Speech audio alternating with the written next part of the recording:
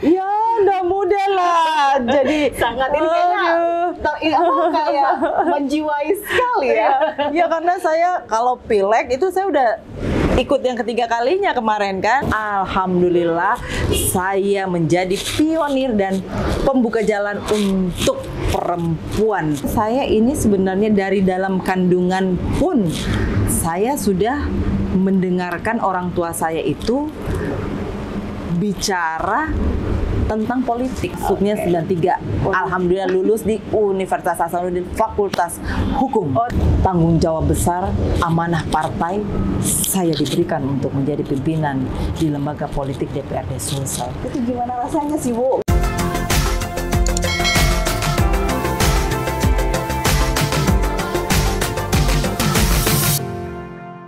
Jika di DPR RI Senayan, ketuanya adalah seorang perempuan, yakni Puan Maharani.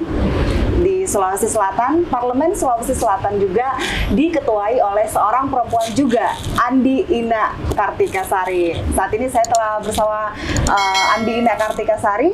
Halo Bu, apa kabar? Halo sayang Ade Ratu. Saya panggil apa nih Bu? Ibu, Kanda, atau gimana? Kayaknya Kanda mau Oh, dia Kanda. biar saya tetap merasa muda. Iya, oke. Tapi biar Iya. panggil Kanda juga masih kayak seumuran nih Bu. Iya. Atau terserah Ade Ratu aja deh. Oh, siap. Yang mana yang nyamannya saja. Iya. Benar. Nah, tadi saya sudah buka Bu di DPR RI itu sudah Iya. diketuai sama seorang perempuan. Nah, yang kita tahu di mana orang tua beliau juga adalah seorang tokoh politik perempuan. Siapa sih Oke. yang nggak tahu Ibu Betul. Megawati Soekarno Putri. Nah, itu sekarang juga di DPRD Sulsel diketuai oleh perempuan juga, Ibu Andi Ina Kartikasari. Itu gimana Bu? Menjadi seorang ketua DPRD, seorang perempuan, dan tentunya juga ini bukan hal yang mudah. Bisa kita sharing-sharing dong Bu, gimana? Iya, jadi tentu ya kita sebagai perempuan, Ade Ratu sebenarnya harusnya berbangga hati. Iya. Kita berbangga hati karena tadi Ade Ratu sudah sampaikan bahwa sekarang pimpinan lembaga politik tertinggi di DPR RI itu digawangi oleh seorang perempuan hebat, yaitu Mbak Puan Maharani. Iya.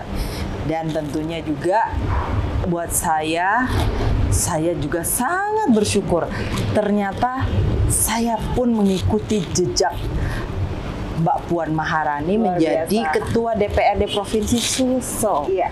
Dan ini alhamdulillah untuk Sulawesi Selatan juga ya satu catatan yang kalau dibilang ya bisa jadi catatan sejarah. Benar. Karena baru kali ini lembaga politik DPRD Sulawesi Selatan sejak tahun 66 berdirinya dan sudah ada 11 ketua DPRD sebelumnya, semuanya itu dari kaum laki-laki. Dan ternyata ketua DPR ke-12, alhamdulillah saya menjadi pionir dan pembuka jalan untuk perempuan yang lainnya nanti bisa Luar ada biasa. di lembaga politik ini sebagai ketua DPR. Terima kasih loh Bu, saya cukup bangga menjadi seorang perempuan diwakili Alhamdulillah. oleh Ibu. Nah, perjalanan selama 2 tahun nih Bu, Iya. menjadi pucuk tertinggi di pimpinan DPRD Sulsel itu gimana Bu ininya? Perjalanan selama kurang lebih 2 tahun. Ya, perjalanan selama 2 tahun lebih karena ini adalah sebenarnya tahun ketiga kami sejak dilantik di tahun 2019. Sebenarnya saya mau katakan bahwa kita diperhadapkan pada situasi yang berat karena tiba-tiba kita diperhadapkan dengan satu pandemi Ya. yang tentu pandemi itu ya pandemi COVID-19 itu banyak memberikan perubahan dari sisi ekonomi, dari sisi usaha, dan kemudian ya kami khususnya di DPRD Sulawesi Selatan tentu dengan pemerintah provinsi harus bekerja keras untuk juga bagaimana kita bisa kita bisa bertahan. Iya. Kita bisa bertahan dengan kondisi saat itu ya, dan syukurlah alhamdulillah Bisa dilewati. bisa kita lewati. Dan itulah yang saya rasa yang cukup berat di 2 tahun terakhir ini. Saya kira semua ya Bu, bukan cuma di DPRD saja, tapi di semua bidang. Semua bidang. Pandemi ini. Semua. Intinya seperti itu. Itu untuk menyikapi keluar dari sebuah masalah ya Bu, di luar dari masalah politik atau segala macam. Cara menyikapinya Ibu tuh gimana sih? Sebagai seorang perempuan yang strong nih. Iya. Jadi buat saya sebenarnya cara mengatasi itu semua kan, cara mengatasi semuanya itu sebenarnya yang paling penting adalah komunikasi. Bagaimana menjalin komunikasi baik kami di DPR dan tentunya pemerintah Provinsi Sulawesi Selatan, karena tentu kita membutuhkan solusi. Kita harus mencari solusi agar masyarakat kita bisa bertahan dengan kondisi itu. Nah, alhamdulillah komunikasi kita DPR dan pemerintah provinsi itu terjalin dengan baik. Baik, itu kuncinya ya Bu. Iya, jadi komunikasi dan menemukan solusi. Baik. Iya, biasanya kan Bu ini di balik pimpinan seorang laki-laki yang kuat ada perempuan yang hebat. Nah, kalau di posisi Ibu sekarang itu gimana? Di balik perempuan yang hebat ada siapa nih? Masya Allah. Ya tentu saya harus katakan bahwa seperti apa saya saat ini ya itu tidak terlepas dari ridho suami saya yang tentunya itulah yang menjadi penguat saya ya, dan tentu juga ada anak-anak saya yang senantiasa juga sangat memahami bagaimana saya saat ini ya bukan hanya milik mereka berdua, tetapi saat ini saya adalah milik masyarakat Sulawesi Selatan yang tentu dengan takdir saya ini, saya di saat-saat tertentu itu pada saat mereka membutuhkan saya tidak bisa hadir. Harus diberi pengertian seperti itu ya Bu. Baik. Harus diberi pengertian dan syukurnya mereka memahami itu. Dan itulah menjadi kunci bahwa inilah saya semua bisa menjalankan tugas saya, ya saya tidak ada kendala khususnya. Tidak ada masalah dengan status sebagai seorang istri, pimpinan tertinggi di DPR dan juga seorang ibu. Oke, betul. Baik, selain support dari keluarga, background dari keluarga Ibu sendiri, terutama ibunda adalah seorang politisi perempuan juga yang 3 kali menduduki kursi DPRD di Provinsi Sulawesi Selatan. Nah, apakah memang itu udah jadi naluri, menjadi diwarisi ke ibu kah atau seperti apa nih Bu? Iya. Apa ada dari kecil sudah ditunjukkan jalur politik atau gimana Bu? Iya. Jadi mungkin kalau kita berbicara khususnya untuk saya sendiri, sampai ke seperti saat ini saya terjun di dunia politik, saya mau katakan begini, Dinda, bahwa saya ini sebenarnya dari dalam kandungan pun saya sudah mendengarkan orang tua saya itu bicara tentang politik. Oke. Iya kan? Ya karena orang tua saya dari rahim saya. Karena orang tua ya dulu-dulu kan kita orang tua kita kan semuanya ya itu tadi, apalagi kalau mereka pegawai negeri sipil ya kan, mereka sudah memang ada satu partai politik yang mereka sudah kekeh di situ. Nah, jadi ya itulah terjadi, dan kemudian bagaimana saya perjalanan saya yang akhirnya alhamdulillah saat ini orang katakan bahwa ini adalah perjalanan politik, karir politik yang tertinggi, dan ya itu saya bisa katakan itu juga tidak serta-merta saya bisa dapatkan secara instan. Semuanya by proses. Semuanya itu tentunya juga bahwa apa yang telah saya lakukan, apa yang telah saya berikan ke partai politik yang saat ini menjadi partai kebanggaan saya, ya Partai Golkar. Ya. Dan ya alhamdulillah kerja-kerja politik saya, tanggung jawab saya, dan kemudian akhirnya inilah yang saya bisa dapatkan di kepemimpinan Bapak HM Nurdin Halid sebagai Ketua Golkar pada saat itu. tanggung jawab besar, amanah partai saya diberikan untuk menjadi pimpinan di lembaga politik DPRD Sulsel. Itu gimana rasanya sih Bu menjadi pucuk pimpinan di partai yang dinamikanya cukup besar di Sulsel, semua orang tahu. Nah bahkan juga banyak mungkin yang bertanya-tanya nih dengan dinamika partai Ibu, Partai Golkar di Sulsel. Mungkin ada yang bertanya-tanya juga nih, Ibu di tim yang mana atau di faksi mana atau seperti apa Bu? Wow. Atau gimana Bu menyikapinya itu? Ini Ade Ratu ini sedikit Nggak, ada ini cuman- penggiringan. Nah. Cuma diskusi ringan. Iya. Dan mungkin ingin mencurahkan hati seorang perempuan dan Iya. politisi di sini Bu. Ya buat saya partai politik itu pada saat kita menentukan kita ada dalam satu partai politik yang menjadi keyakinan kita, ya tentu ya kita harus siap dengan dinamika yang akan terjadi di dalamnya. Karena ya kalau kita bicara politik ya itu tidak terlepas daripada kepentingan. Nah, itu sudah menjadi bahasa umum. Nah, tetapi bagaimana saya mensikapi ya saya tetap menganggap Partai Golkar saat ini adalah partai yang tetap solid. Partai yang tetap solid dan tentunya adalah menjadi partai kebanggaan kita semua yang khususnya sudah menjadi kader di dalamnya. Kalaupun ada hal-hal yang terjadi di dalamnya, perbedaan pendapat, nah itu biasalah.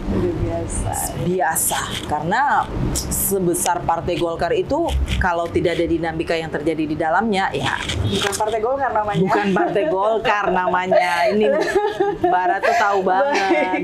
Nah, tapi ini kan kebanyakan juga didominasi oleh laki-laki Bu. Untuk menjadi Ya. perempuan, menjadi seorang kader perempuan, apalagi mempunyai jabatan yang cukup fungsional dan menjadi pucuk pimpinan di DPR itu gimana Bu? Dengan apakah pernah ada penekanan khusus kepada Ibu sebagai seorang perempuan atau seperti apa Bu? Ya, kalau buat saya pada saat kita ada dan menjadi bagian di lembaga politik, sebenarnya kita di situ adalah milik semua masyarakat, Ya. milik semua warna. Tetapi tentu ya tidak bisa kita pungkiri juga bahwa kadang-kadang ada satu keadaan ya kita dituntut untuk memperjuangkan hal-hal yang tentu sudah diputuskan di dalam partai kita sendiri. Ya, pun yang diputuskan itu kan ya terkait dengan kebijakan-kebijakan yang pastinya juga tidak terlepas pada kepentingan masyarakat yang ada di daerah kita. Yang khususnya buat saya di kita ke Sulawesi Selatan. Ya, memang hal itulah yang terjadi. Jadi ya buat saya pada saat itu tadi kita harus bisa menempatkan diri di mana kita ada sebagai wakil rakyat dan di mana kita ada sebagai bagian daripada partai politik yang kita wakili di dalam merasa lembaga bahwa itu. kayaknya nih saya sendirian nih perempuan. Pernah merasa nggak seperti itu nggak sih Bu? Ya, Kekuatan sebagai seorang perempuan biasanya kan ada baper-baperan atau gimana tuh Bu? saya cuma mau pesan gini, Iya. kalau kita sudah ada di partai politik dan Iya. kemudian diberikan amanah dan kita mendapatkan rezeki untuk menjadi legislator, jangan pernah ada kata baperan. Oke, Ya, baik. itu Berarti udah harus disimpan jauh-jauh ya, ya, baper. nggak boleh baper. Karena kayak itulah, karena di dalam lembaga politik itu kan begitu banyak perbedaan. Iya. Dan kita harus saling memahami bahwa memang ya kita ada di situ dengan perbedaan kita masing-masing, tetapi tujuan kita kan satu. Tujuan kita kan untuk bagaimana kita bisa mewakili masyarakat yang kita wakili dan kemudian kita bisa berbicara tentang bagaimana kesejahteraan mereka, solusinya seperti apa. Itu kan kita harus menjadi satu di situ. Baik. Berarti perempuan nggak pernah salah, nggak berlaku ya Bu di partai politik? Ya, nggak deh. Baik. Ada hambatan nggak Bu selama berkarir di dunia politik? Terjun di politik tahun berapa sih Bu? Buat saya secara langsung terjun ke dunia politik itu kan berarti menjadi bagian dari Partai Golkar di dalam kepengurusan itu di tahun 2004. Oke. Saya menjadi pengurus pleno namanya. Waktu itu masa kepemimpinan Bapak Amin Syam. Di situ saya mulai menjadi pengurus. Oke. Jadi dari 2004. secara aktif. Baik. Ya. Aktif secara aktif di 2004 sampai hingga saat ini 2022 di Partai Golkar. Iya. Luar biasa Alhamdulillah. sekali. Sangat Iya. konsisten ya Bu. Iya, insya Itu Allah. hambatan selama berkarir di politik ada nggak sih Bu selama ini? Ya, buat saya sih sebenarnya hambatan itu memang terkadang kita juga tidak bisa pungkiri bahwa masih ada stigma-stigma bahwa perempuan itu ada di di partai politik itu sebenarnya hanya pelengkap. Tapi kan kalau buat saya ya stigma seperti itu bisa termentahkan dengan bagaimana kita bisa membuktikan diri bahwa kita ada di situ, ya kita bukan pelengkap. Nah, bagaimana tidak menjadi pelengkap? Ya kita harus memperlihatkan kualitas diri kita, dan tentu untuk memperlihatkan kualitas diri kita itu kan ya harus juga bagaimana kita mengisi diri kita. Dan kemudian kita bisa memperlihatkan kepada pimpinan partai politik yang buat saya pimpinan partai Golkar bahwa ya inilah saya adanya dengan kualitas, dan akhirnya menjadi ketua DPRD. Diberi tanggung jawab apapun kita nggak pernah nolak, kita jalanin aja. Tanggung jawab itu tidak pernah memilih-milih, dikasih tanggung jawab apapun siap laksanakan. Tapi ngomong-ngomong nih Bu, background seorang notaris, advokat, hukum berarti ya. Iya. Itu perpindahan atau prosesnya menjadi seorang politisi itu gimana Bu? Apalagi background seorang notaris. Iya. Kalau saya memang alhamdulillah saya setelah menjalani pendidikan notaris saya, waktu itu saya harus keluar kan, karena waktu tahun 99 pada saat saya akan sekolah notaris itu belum ada sekolah notarisnya di Makassar kan. Jadi saya harus sekolah di luar. Waktu itu alhamdulillah saya bisa lulus di Universitas Gadjah Mada, program spesialis notariat, dan itu saya jalani 2 tahun. Dan setelah 2 tahun saya sempat magang setahun di kantor notaris Ibu Mestariani Habi, dan kemudian karena saya selesainya di 2001, saya magang 2002, 2003 saya sudah menjadi notaris di Makassar. Dan alhamdulillah sebenarnya saya mau katakan notaris dengan legislator itu sebenarnya sama. Mirip-mirip atau sama? Mirip-mirip, ya mirip-mirip lah. Mirip-mirip karena notaris pun kita kan adalah pejabat negara. Pejabat negara, tetapi pejabat negara yang nggak digaji Mbak Ratu, negara. Kita cari. Ya, jadi kita menjadi notaris sebagai pejabat negara yang punya kewajiban untuk membuat akte-akte notaris yang tentunya itu bersentuhan langsung dengan masyarakat. Jadi ya notaris dengan menjadi legislator itu sama lah. Iya, karena berhubungan bersentuhan langsung dengan masyarakat, sayang. Baik. Jadi kita harus bagaimana masyarakat membutuhkan kita, membutuhkan saya sebagai notaris untuk membuat suatu akte yang tentu untuk kepentingannya, dan ya apalah bedanya dengan kita menjadi legislator. Baik, berarti tidak selalu sulit ya Bu dari seorang notaris menjadi politisi karena hubungannya semua sudah sama-sama biasa. Untuk kepentingan rakyat, masyarakat. Baik. Untuk setelah menjabat sebagai ketua DPRD itu turun ke masyarakat itu untuk menyampaikan kebijakan dari pemerintah dan menyampaikannya kepada masyarakat, itu cara Ibu sendiri seperti apa? Iya, alhamdulillah ya, tentu sebagai anggota DPR Sulsel ya, kalau saya sebagai ketua DPR, kita semua yang terpilih sebagai legislator di DPRD Sulsel itu mempunyai kewajiban untuk bagaimana senantiasa menjadi penjembatan aspirasi dari masyarakat yang kita wakili, karena kita berasal dari dapil yang berbeda-beda, dari asal daerah yang berbeda-beda. Nah, untuk itu tentu alhamdulillah kita bersyukur di DPR itu kita itu ada kegiatan di mana kita harus turun ke masyarakat, turun ke dapil kita, dan kemudian kita harus bersentuhan dan mendengarkan langsung apa-apa yang menjadi harapan dan keinginan masyarakat dari daerah kita. Itu ada di kegiatan reses. Jadi dalam kegiatan reses kita memang turun untuk menyerap aspirasi.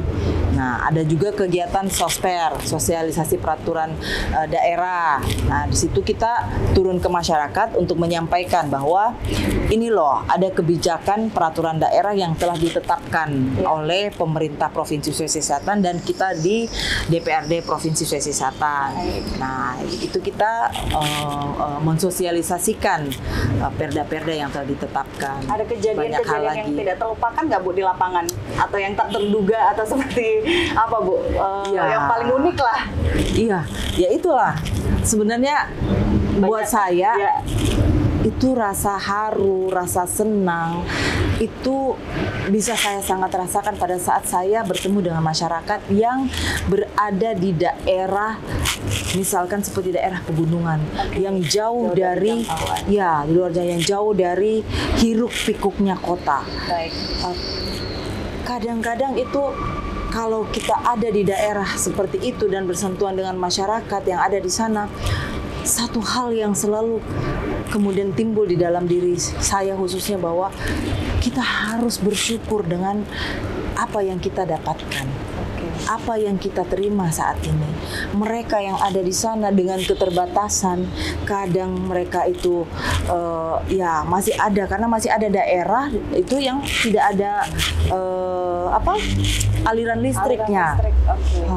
Masih ada daerah yang tidak ada jaringan. Ini di tahun 2020. Masih ada daerah-daerah seperti itu. Apakah kita tidak harus bersyukur dengan apa yang saat ini kita dapatkan? Ya kan? Nah, memang ya itu tadi, kalau memang kita mau bagaimana diri kita bisa mensyukuri apa yang Allah berikan, pergilah ke daerah-daerah yang jauh dari jangkauan, biar kita merasakan juga.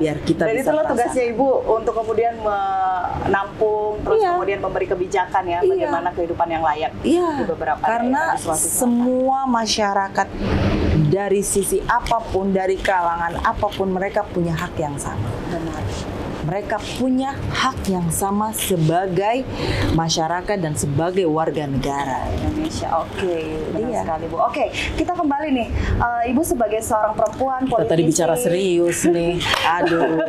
Enggak apa-apa nih Bu, nggak serius juga nih. Karena Ibu sebagai seorang politisi perempuan. Nah, alumni salah satu alma mater yang saya juga sama Bu, Unhas. Wow. Berapa sih Bu?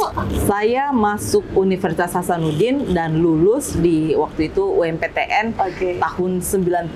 Masuknya 93. Alhamdulillah lulus di Universitas Hasanuddin Fakultas Hukum. Tetanggaan dengan fakultas saya Bu, ekonomi. Iya. Kirain Ibu beda 2 tahun nih Bu, angkatan di atas angkatan saya, ternyata jauh banget. Iya, masuknya 93. Alhamdulillah. Aduh, nanti pulang nanti Pak kasih oleh-oleh. Tapi melihat alumni UNAS yang begitu banyak orang-orang hebat di dalamnya, apalagi kaum perempuan, politisi. Menurut Ibu, politisi perempuan di kalangan Unhas sendiri itu saat ini saya sih masih kurang. Itu gimana melihat kondisi seperti ini Bu? Ya, kalau saya melihat sebenarnya tidak juga bisa kita katakan jarang, sedikit. Cuman memang yang kelihatan saat ini hanya khususnya di DPRD Sulsel, Ya. karena yang terpilih di DPRD Sulsel itu kan perempuan itu hanya ada 23 orang. Oke, 23. Ya, tentu dari 23 orang itu ya kalau hitung-hitungan jari kita dari Unhas itu mungkin hanya sekitar nggak sampai 10 ya kan. Dan kemudian di kabupaten kota pun juga seperti itu, karena memang ada keterbatasan pada saat masuk menjadi politikus aktif, legislator perempuan. Nah itu kan ada proses. Iya. Tetapi di luar sana mereka perempuan, maksudnya dalam hal ini sebagai alumni Unhas yang bergabung di partai politik itu luar biasa besarnya. Jadi ya buat saya sebenarnya banyak. Cuman ya yang masuk ke lembaga politik ya memang itu hitungan jari. Nanti gitu. boleh ini ya Bu, boleh di hire lagi bagaimana untuk lebih apa ya istilahnya merangkul politisi perempuan apalagi untuk alumni Unhas. Ya karena kan sebenarnya ya menjadi legislator itu dan kemudian bisa lolos di di agenda politik pileg itu kan penuh perjuangan. Berat ya Bu, bukan rindu yang berat. Perjuangan dan penuh pengorbanan dan air mata. Oke, tapi dengan apa yang didapatkan ya Bu dari Ya, hasil, alhamdulillah. maksudnya pengalaman juga, Iya, kayak alhamdulillah. penuh air mata dan Iya. perjuangan ya Bu. Tapi nggak mudah loh Bu. Ya, udah mudah lah. Jadi Sangat ini kayaknya kayak menjiwai sekali ya. Ya karena saya kalau pileg itu saya udah ikut yang ketiga kalinya kemarin kan. Oh, udah Jadi 3 iya, kalinya, saya oke. pileg itu ikut pileg pertama saya kan itu di 2009. Oke. Kemudian 2014 dan kemudian 2019. Jadi saya udah tiga kali periode berjuang mencari suara, mencari dukungan. Dan kali ini Dan alhamdulillah Allah berkehendak, ternyata di periode saya yang ketiga Allah menyimpankan satu tempat yang luar biasa yang menjadi takdir dan garis tangan saya. luar biasa sekali. Bu. Masya Allah. Bukan Masya hanya lolos ya Bu, tapi dapat bonus jadi ketua DPRD. Pimpinan. Kempes Bu. Aduh, air mata. Penuh air mata. Tapi Akhirnya nggak juga- boleh perempuan Tapi- itu kalau ada di dunia politik nggak boleh Oh, cengeng. nggak boleh cengeng ya, nggak boleh. Nggak boleh. Nggak boleh baper ya Bu. Nggak boleh baper. Nyawanya udah nggak satu lagi kalau perempuan ada di dunia politik, lebih dari 50. Lebih dari 50. Oke, baik. Terakhir nih Bu ya. Ya. Harapan dong untuk IKA Unhas sekarang ini Ya. kan lagi hangat-hangatnya Ya. baru saja kemudian pelantikan ketua pengurus yang baru untuk Ya. IKA Unhas dan banyak orang-orang hebat juga di Iya. dalamnya. Nah, Betul. Ibu ada pesan-pesan tersendiri nggak untuk harapan kepengurusan IKA kali ini, IKA alumni Unhas? Iya, tentu alhamdulillah dan saya harus mengatakan bahwa saat ini IKA Unhas harus berbenah diri dan tentunya di masa kepemimpinan Bapak Amran Sulaiman sebagai Ketua Umum IKA Unhas, tentunya insya Allah IKA Unhas akan semakin kuat dan besar. Tetapi yang utama yang tentu menjadi harapan buat saya dan semua alumni adalah bagaimana alumni-alumni Unhas itu diberdayakan. Karena sekali lagi Unhas itu adalah pencetak orang-orang penting di Indonesia. Itu tidak bisa kita pungkiri. Dan inilah yang menjadi PR dari kepengurusan IKA Unhas saat ini. Bagaimana kemudian kita para alumni bisa menjadikan IKA Unhas ini adalah rumah besar kita. Rumah besar kita di mana penghuninya itu adalah semua ini merasakan bahwa kita adalah bersaudara. Satu yang namanya satunya itu berhasil naik, kita pun ikut naik bersama. Pun ada yang susah, kita juga ikut susah bersama.